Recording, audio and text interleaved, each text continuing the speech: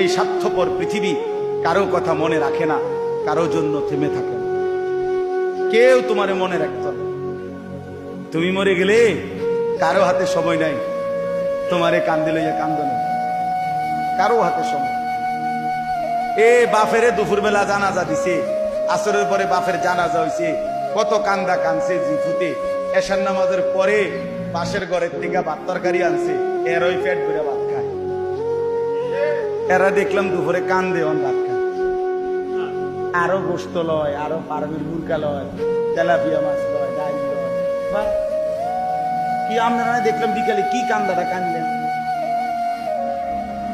বুঝেন? অর্থাৎ বুঝাইতে চায় ওনার জন্য তো আমি না খাইয়ে মরে গেলে হইতো না, ঠিক আছে কাঁদছি তো কাঁদছি।